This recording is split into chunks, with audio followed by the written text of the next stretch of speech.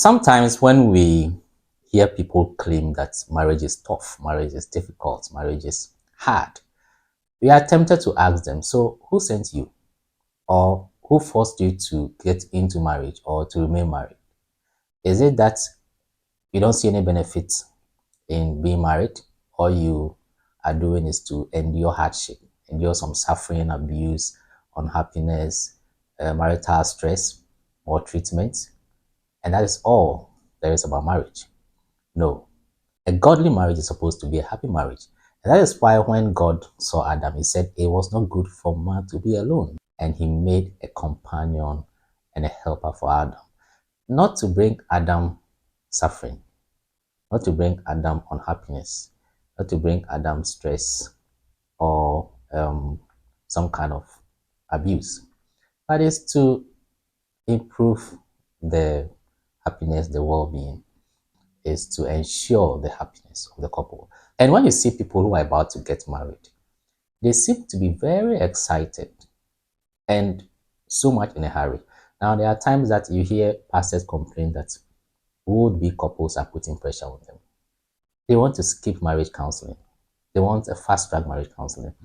They are in a hurry to get married. And the question is, are they in a hurry to leave a positive state to a negative state? The belief is that marriage brings you some happiness, brings you some benefits, brings you some well-being. And that is why we invite people to come and witness a celebration from all over: family, church members, work colleagues, friends, and so on. They should come and witness a union. And that union is not supposed to be the marking of a beginning into pain, hardship, suffering, abuse. Obviously, it is meant to be an arrangement, a contract between two parties that is supposed to take them from some states to a more positive state. So people getting married invite people to come and witness them making a good decision, a good and a permanent decision called marriage, which is going to bring them a lot of happiness and some well-being and some benefits. And that is why when I talk about the fact that don't give up your expectation of a happy marriage, it is not to impose happiness on you. It is not to impose a happy marriage on you. It's to remind you that a godly marriage is a happy marriage at a minimum. So your marriage should be a happy marriage. It is to remind you that in the beginning, when you were going to get married, your expectation was a happy marriage. And so your current realities, experiences should not now make you want to give up on that expectation of a happy marriage. Marriage is neutral. It is not a bad thing. It takes the people who are married to make it look good or bad. Or I should even say that marriage is a good thing, because the Bible says that he who finds a wife finds a good thing. The Bible also says that two are better than one because they have a good reward for their labor. So a godly marriage is a happy marriage, and you should not settle for anything less than that.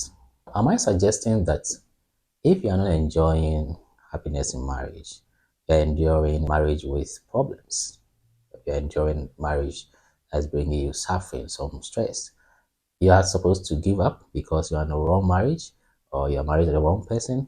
No, that's not what I'm suggesting. What I'm suggesting is that you have the potential to build a happy marriage. And so don't settle for anything less. That's what I'm suggesting. I am suggesting that once you are created in the image of God and you look like God, it means that you have the good and loving nature.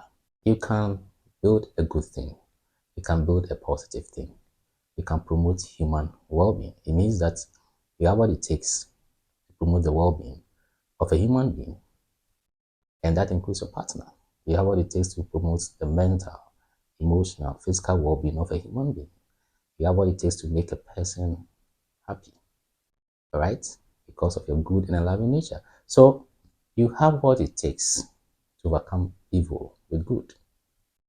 You have what it takes to shine light to drive out any darkness that is in your life and that is disturbing your marriage. You have what it takes to right any wrong.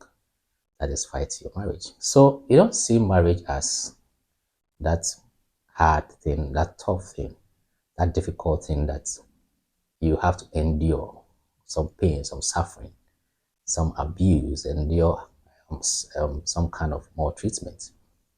And then you just use some rules to keep you married, even though you don't want to be married, because God hates divorce. So now we are using God against you, so that we are using God to control you, so that you remain married, you endure unhappy marriage, or children are going to be affected because of divorce. You have to be forced to endure unhappiness. Or society does not like divorce, culture frowns on divorce, or when you pack and leave your husband's house, your parents will tell you, go back to your husband. And so you are aware of that, so you have to endure suffering and pain. So, in effect, you are doing marriage for God. God is keeping you there. You are doing marriage for parents. Parents are keeping you there. You are doing marriage for children. Children are keeping you there. You are doing marriage for society, for culture, because they are keeping you there. You are not doing marriage for yourself. You are not enjoying benefits, happiness, well-being in marriage. No, no. A godly marriage is a happy marriage, and you have the potential to build a happy marriage. So you don't settle for anything less than a happy marriage.